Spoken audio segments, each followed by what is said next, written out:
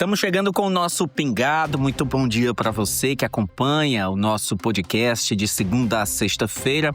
Hoje é sexta, dia 27 de fevereiro, último dia da semana. Estamos finalizando também agora, amanhã, o mês de fevereiro.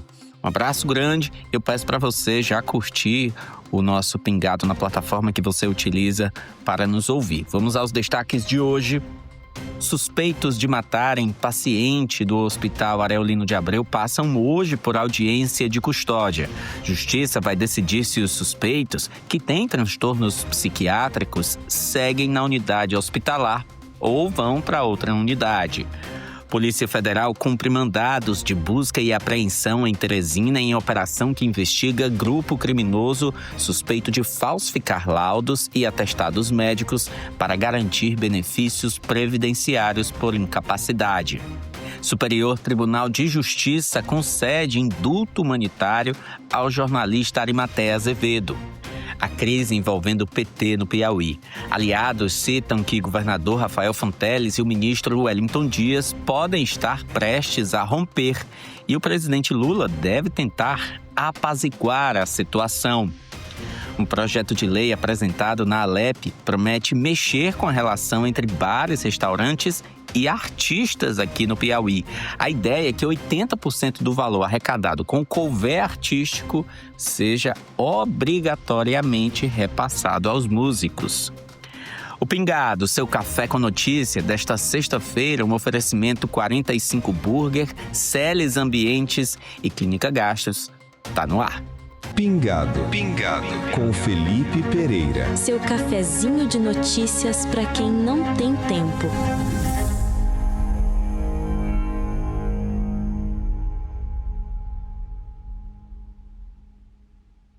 Os dois suspeitos de envolvimento na morte de um paciente do Hospital Areolino de Abreu vão passar hoje por audiência de custódia. A Justiça vai decidir se os dois pacientes devem permanecer internados no hospital ou se serão encaminhados a outra unidade adequada, já que são pacientes psiquiátricos. Os suspeitos são dois jovens, um de 20 e outro de 24 anos. Eles são suspeitos do homicídio de Pedro Araújo da Silva, de 29 anos.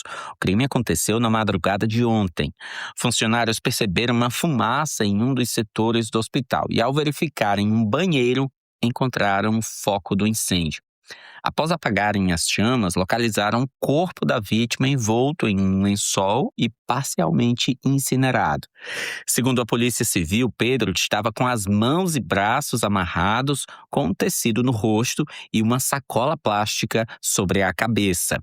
De acordo com o delegado Genival Vilela, os dois suspeitos estavam na mesma ala da vítima, apresentavam um comportamento agitado e estavam afastados dos demais pacientes. Um deles teria confessado o crime ainda no hospital, repetindo várias vezes que matou a vítima. Eu cheguei a conversar com os dois pacientes psiquiátricos, os dois que foram autuados. Eles não têm uma boa noção da realidade, então não esclareceram, qual foi a motivação para matarem a vítima. Um deles, que é o que admitiu que matou, só falou, eu matei mesmo. Mas ele não chegava a dizer se tinha raiva, se o outro paciente vítima fez alguma coisa contra ele.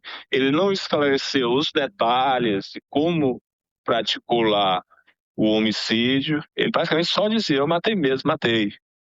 A investigação continua para esclarecer como os envolvidos tiveram acesso à fonte do fogo, se havia supervisão no momento e de que forma o crime foi praticado dentro da unidade. De acordo com o delegado, a vítima tinha tido alta do hospital, mas a família iria pegá-lo no dia seguinte. A direção do hospital confirmou que ele tinha tido alta ontem.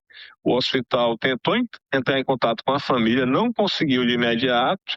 Aí, quando conseguiu, a família ficou de buscá-lo hoje. Infelizmente, ocorreu isso.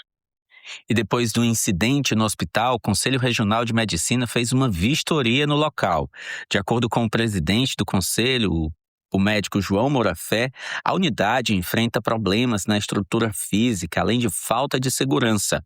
Ele diz que o conselho vai enviar uma notificação oficial à direção do hospital para sanar os problemas. Nós observamos que o hospital tem péssimas condições de trabalho, assistência aos pacientes ruim, segurança aos funcionários e aos médicos muito ruim, e, associado a isso, uma péssima assistência a todos os pacientes. Nós vamos emitir um relatório vai para a Secretaria de Saúde, para o diretor do hospital.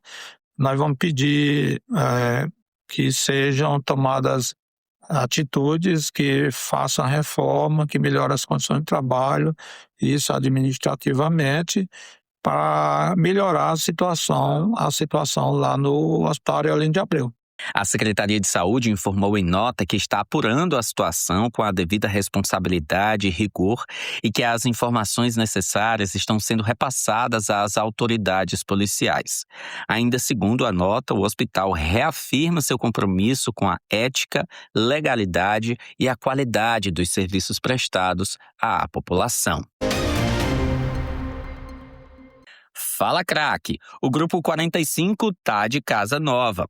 Agora a 45 Burger e a 45 Pizza estão juntas num espaço gigante, mais confortável e com muito mais variedade.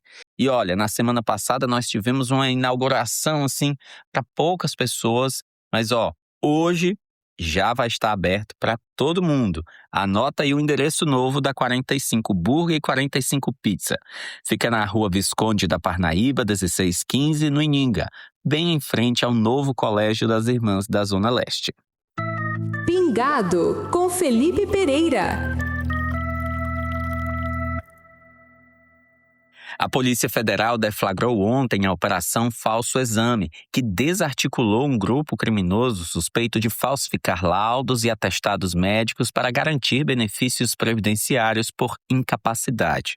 Foram cumpridos 5 mandados de busca e apreensão em Teresina por determinação do juízo da 3ª Vara Federal da capital. As investigações começaram após denúncia de médicos e donos de clínicas que tiveram seus dados usados indevidamente em documentos falsos. Esses laudos eram apresentados em perícias judiciais em ações contra o INSS. A operação faz parte da Força Tarefa Previdenciária no Piauí, formada pela Polícia Federal e pela Coordenação Geral de Inteligência da Previdência Social. De acordo com a PF, o grupo é formado inicialmente por um advogado e 4 intermediários. A OAB acompanhou o cumprimento dos mandados. Os investigados podem responder por estelionato qualificado, associação criminosa, falsidade ideológica e uso de documento falso. O Superior Tribunal de Justiça concedeu um indulto humanitário ao jornalista Arimateia Azevedo e determinou a expedição do alvará de soltura. O jornalista, que estava em prisão domiciliar desde que sofreu um AVC, retornou no fim de semana passado à penitenciária de Altos após uma decisão do Tribunal de Justiça do Piauí. Arimateia, atualmente com 73 anos, foi condenado em 2021 pelos crimes de extorsão e estelionato. Ele cumpria pena de 17 anos e 8 meses de prisão e estava detido há cerca de 5 anos. Em 2024, após sofrer um AVC, um acidente vascular cerebral, conseguiu prisão domiciliar com monitoramento eletrônico. Mas, no fim da semana passada, o Tribunal de Justiça do Piauí determinou o retorno dele à penitenciária Humberto Reis da Silveira, em Altos, após laudo do Instituto de Medicina Legal apontar que, apesar do quadro crônico, não havia necessidade de tratamento de alta complexidade. Após o recurso ser rejeitado pelo Tribunal de Justiça do Piauí, a defesa recorreu ao STJ. O pedido foi analisado pelo ministro Ribeiro Dantas. O argumento foi o indulto concedido pelo presidente Lula em 2024 a detentos com doenças graves ou crônicas. O parecer do Ministério Público Federal foi favorável à concessão do habeas corpus. Nos autos, há laudos médicos e parecer técnico da Diretoria de Administração Penitenciária do Piauí, apontando que o paciente é portador de doenças crônicas como hipertensão, diabetes e coronariopatia, e que o sistema prisional estadual não possui estrutura para oferecer cuidados contínuos e especializados. O STJ entendeu que Arimateia se enquadra nas regras do indulto e confirmou a liberdade do jornalista. A Celes Ambientes chega como uma nova fase da Only Acabamentos. Acabamentos finos, de alto padrão, porcelanatos, pisos e tetos vinílicos, metais, louças e pedras naturais, com escolhas pensadas para valorizar cada projeto. Celes Ambientes, novo nome, mesma essência, mais precisão. Fica na Avenida Homero Castelo Branco, 2213, bairro Ininga. Pingado, com Felipe Pereira. E olha, nos bastidores da política piauiense, a relação entre o governador Rafael Fonteles e o ex-governador, hoje ministro do Desenvolvimento Social, Wellington Dias, vive um momento de tensão que pode desencadear a maior crise interna do PT aqui no estado nos últimos anos. A disputa ganhou força durante as conversas sobre a formação da chapa governista. Lideranças ligadas aos dois principais nomes do partido admitem reservadamente que o desentendimento já ganha contornos de possível rompimento. O pano de fundo seria a perda de espaço de petistas da chamada velha guarda, que tinham mais protagonismo na gestão de Wellington e que no atual governo teriam sido substituídos por nomes mais próximos a Rafael. O grupo que nos corredores é chamado por Rafa Boys, formado por secretários e aliados do núcleo mais pessoal do governador. Essa disputa interna reflete diretamente na chapa majoritária. Candidato à reeleição, Rafael Fonteles já anunciou e tem defendido o nome do ex-secretário de Educação, Washington Bandeira, também do PT, como vice. Wellington e parte do grupo, no entanto, avaliam que a composição deveria contemplar outros aliados.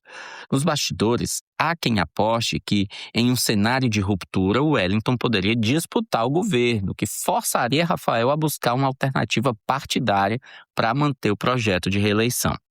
Diante da escalada da tensão, a expectativa é que o presidente Lula entre em campo na próxima semana para mediar o conflito. Mesmo em viagem ao exterior, ele já teria sido informado da situação e deve buscar uma solução por meio do diálogo. Quando o assunto é saúde, não basta parecer bom, é preciso ser seguro por dentro. Você sabia que existe uma certificação que avalia tudo o que acontece nos bastidores de uma unidade de saúde? Desde protocolos, fluxos internos, decisões clínicas, tudo para proteger quem mais importa, o paciente. A Clínica Gastros conquistou a Organização Nacional de Acreditação Nível 3, o mais alto padrão de excelência em saúde no Brasil. Isso significa que tem procedimentos seguros, cuidado contínuo e decisões pensadas para reduzir riscos e salvar vidas. Clínica Gastros, cuidado que acolhe, excelência que resolve. Você ligado com a gente. Pingado com Felipe Pereira. Um projeto de lei apresentado na Assembleia Legislativa promete mexer com a relação entre bares, restaurantes e artistas no Piauí. A proposta do deputado Ziza Carvalho, do MDB, determina que 80% do valor arrecadado com couvert artístico seja obrigatoriamente repassado aos músicos que se apresentam nos estabelecimentos. Gente, só uma pausa. Na minha cabeça, tinha que ser integral. E eu achava que isso acontecia. Mas vamos lá.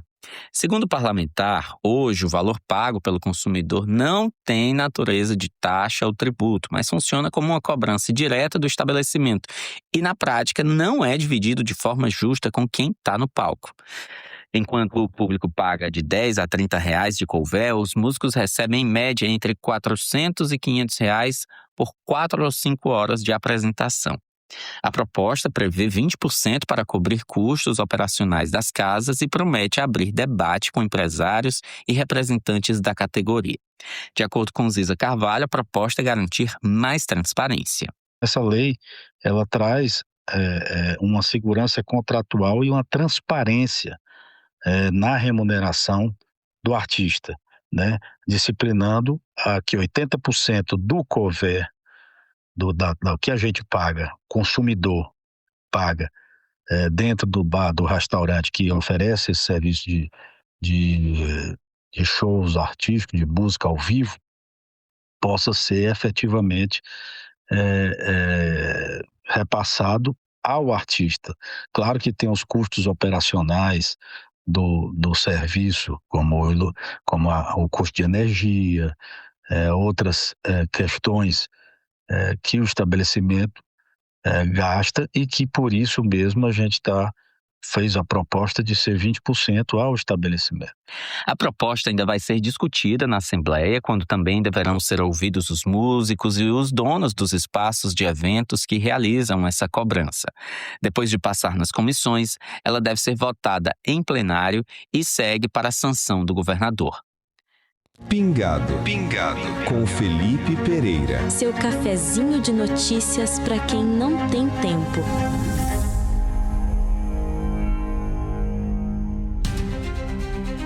Amigos, vamos encerrando o Pingado desta sexta-feira. Vamos lá, curte aí, aperte o sininho para acompanhar o nosso Pingado. Todo dia você recebe uma edição do Pingado sempre que a gente colocar no ar. Um abraço grande, bom fim de semana, se cuida e até segunda. Pingado Pingado com Felipe Pereira, o seu cafezinho de notícias para quem não tem tempo.